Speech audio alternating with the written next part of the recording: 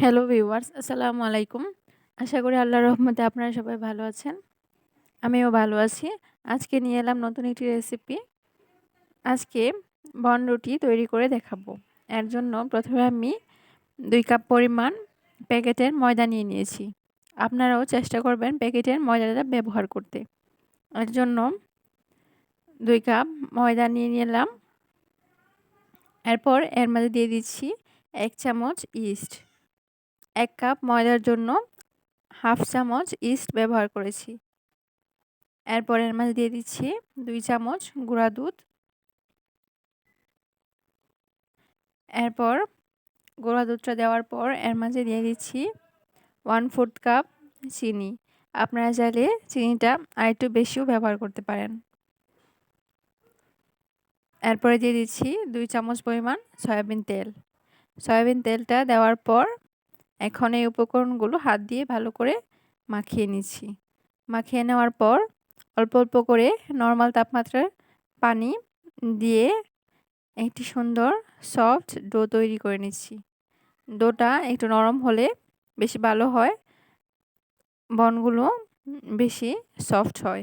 এই তো ডো তৈরি করে নিলাম। এখন এটা রেখে দেব ১ ঘন্টার জন্য।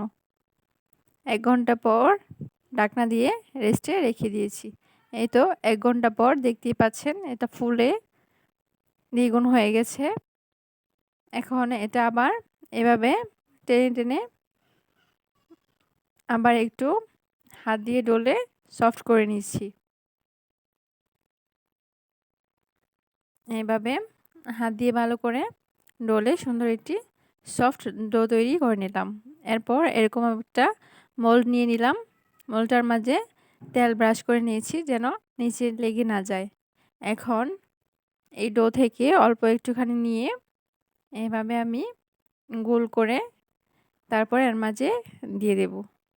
আমি এখানে ২ কাপ পরিমাণ ময়দা থেকে ৬ ভাগ করে নিয়েছি, সমান ৬ ভাগ করে নিয়েছি। ৬টা বনরুটি হবে।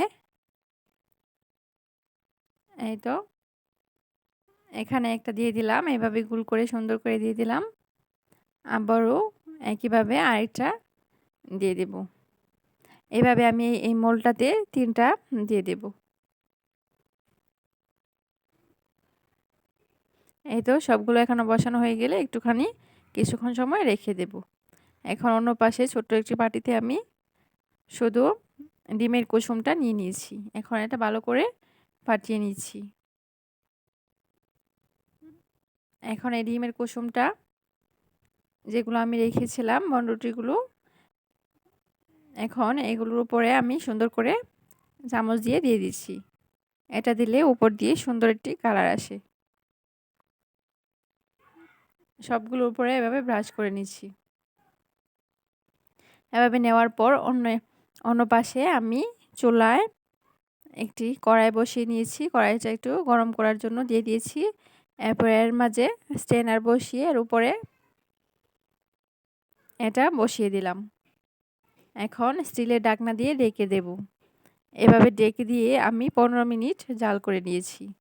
জাল করে নেওয়ার পর সুন্দর একটি সফট আর ফুলকো বন তৈরি হয়ে গেছে। সেটার ভিডিও ক্লিপটা স্কিপ হয়ে গেছে। আশা করি আমার ভিডিওটি ভালো লেগেছে। আর ভালো লাগলে অবশ্যই চ্যানেলটি সাবস্ক্রাইব করে দেবেন। দেখার জন্য ধন্যবাদ।